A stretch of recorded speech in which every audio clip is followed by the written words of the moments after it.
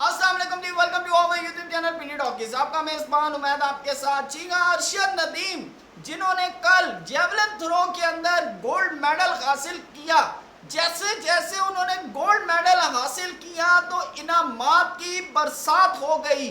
کسی نے 5 کروڑ، کسی نے 10 کروڑ، کسی نے 10 لاکھ، کسی نے ARY لگونا کا پلاٹ، کسی نے فلیٹ، کسی نے کچھ، سب کچھ ایسے بوریاں کھول دی کہ جیسے ارشد ندیم نہیں، کوئی خزانہ مل گیا ہو. جی ہاں، یہ وہی ارشد ندیم ہے جس نے میاں چنو کے رہنے والے ایک چھوٹے سے پسماندہ گھر سے نکلا، پیرس کا سفر طے کیا، بغیر کسی فائنانس کے، بغیر کسی پروفیشنل کوچ کے، بغیر کسی سہارے کے، بغیر کسی حکومتی عہدیدار کی سرپرستی کے گیا. ایتھلیٹ میں جا کر، اولمپک میں جا کر اپنا لوہا منوایا. لیکن لوہا منوانے کے بعد جیسے ہی گولڈ میڈل کا اعلان کیا گیا ان کے نام کے ساتھ، تو لوگوں کے خزانوں کی چابیاں ان کے خزانوں سے باہر نکل آئیں.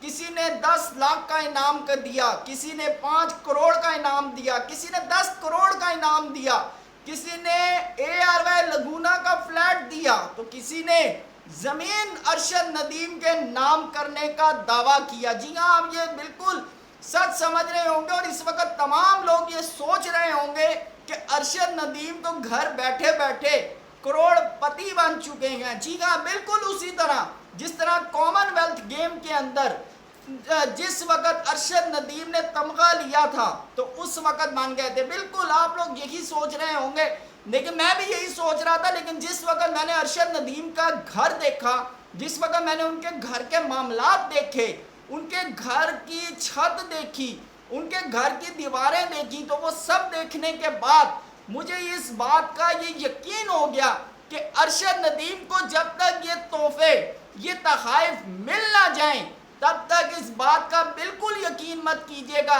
کہ ارشد ندیم کو 10 لاکھ، 5 کروڑ، 10 کروڑ ملا ہے کہ نہیں ملا.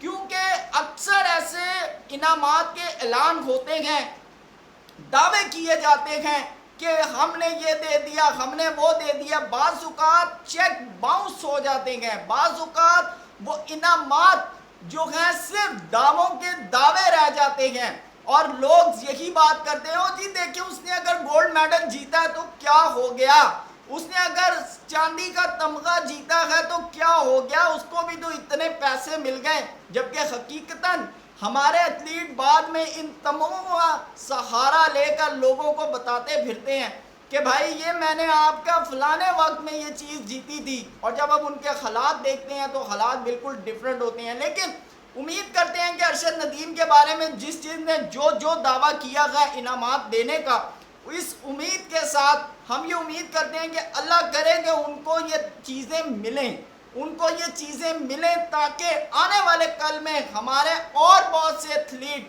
کو موٹیویشنز ملے. لیکن اس کے ساتھ ہی ساتھ ہماری حکومت کو ایتھلیٹ کے اوپر کام کرنا چاہیے، فائنانس کرنا چاہیے. حکومتی سرپرستی میں، سیاسی سرپرستی میں، اعلیٰ عہدیدار کی سرپرستی میں، پروفیشنل کوچز کی سرپرستی میں ہمارے ایتھلیٹس کو اولمپک میں جانا چاہیے. اپنے دم پر نہیں، حکومت کے دم پر، حکومت کی توجہ میں ہمارے ایتھلیٹس کو جا کر اولمپک کھیلنی چاہیے. پھر جا کر ہمارے جو پلیئرز ہیں وہ 32 سال کے بعد نہیں بلکہ ہر اولمپک میں کوئی گولڈ میڈل لے کر آ رہا ہوگا، کوئی سلور میڈل لے کر آ رہا ہوگا، کوئی جو ہے برونز میڈل لے کر آ رہا ہوگا. لیکن یہ تمام چیزیں تب ممکن ہیں جب حکومت یا کوئی بھی اعلیٰ عہدیدار ان ایتھلیٹ کے سر پر ہاتھ رکھے گا. انعام نہیں، ہاتھ کا مطلب سپورٹ کرے گا، فائنینشیل بھی، موٹیویشنل بھی، ہر لحاظ سے. جیتنے کے بعد تو آپ کی ترقی کے ہزاروں دعوے دار بن جاتے ہیں. ویڈیو پسند آئے تو لائک کیجیے گا. تھینک یو سو مچ. اللہ حافظ.